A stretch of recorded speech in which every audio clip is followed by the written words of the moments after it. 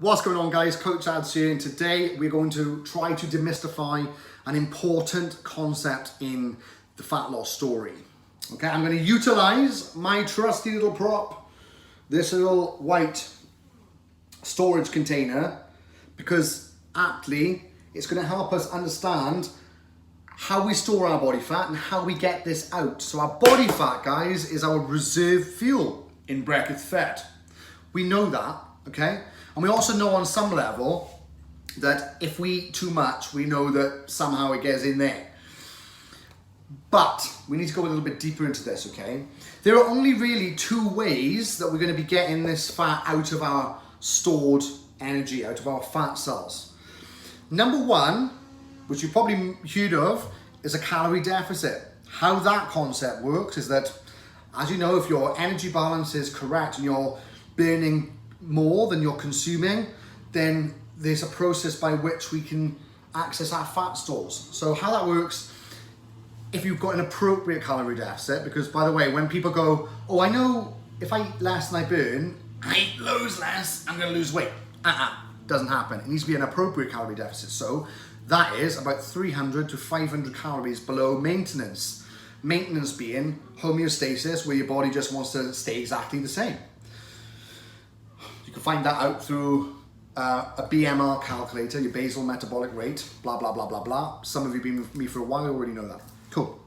So an appropriate calorie deficit. So if you're eating 300 to 500 calories below your maintenance, but all those calories are made up of the appropriate ratio of proteins, carbs, and fats, your macronutrients, and also it's loaded with your micronutrients, your vitamins and minerals and everything your body needs, then your body's healthy and it's working really, really well, functioning optimally, your hormones are functioning optimally, which is the most important thing.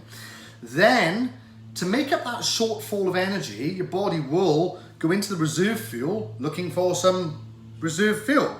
And it'll take some of that out, and it will convert that into what's called ATP, which is adenosine triphosphate, your body's energy currency, and it will fulfill that shortfall of energy, okay? And that is the process by which we are losing body fat through a calorie deficit. But the other thing, which I think is more important, is the hormonal aspect. And this is where people who count calories and do all this weird Weight Watcher stuff or whatever, they miss this.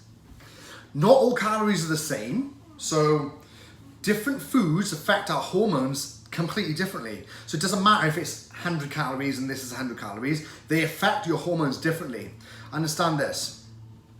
Your reserve fuel, your cells, your fat cells, adipose tissue, when we eat carbohydrates, sugars, our body spikes insulin, the hormone insulin. Insulin's job is to take all of that excess energy and take it to your muscle cells, your liver cells, or your fat cells if it's excess energy, okay? And it pushes it in. So, in even the smallest presence of insulin in your body, this becomes a one-way door, guys. It means that we can only store more fat, but we cannot take it out. A padlock is well and truly locked on the cell, and that is it.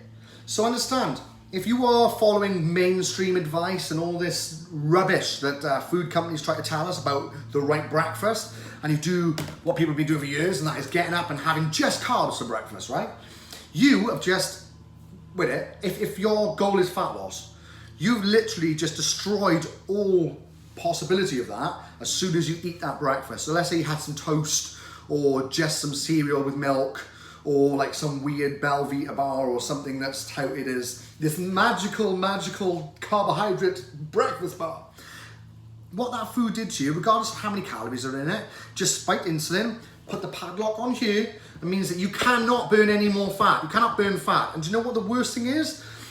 In the morning, after you've fasted all night since your last meal, your body has now sort of burnt through some of its sugars and it's in a very advantageous and optimal scenario for burning fat, right? And we literally just stopped that and signaled to the body, very strong signal, to start storing energy. We're no longer burning energy, okay? That's important because understanding that, we can then manipulate that if we're in a fat loss phase, okay, by either choosing a breakfast that doesn't contain carbohydrates that's going to spike insulin and stop that process. Because, for instance, you could eat and have like eggs or salmon or a protein, vegetables, fat, whatever, that's not got carbohydrates in, and that would not affect this. Okay? Because the hormone insulin doesn't spike, which means you satisfy your body's need for protein, which is the most essential macronutrient, but you don't interfere. That's why keto and things like that are popular. I'm not promoting that at all, but because that's what that does. Its main benefit is that it keeps insulin low. Again, not promoting that, but just to understand the concept.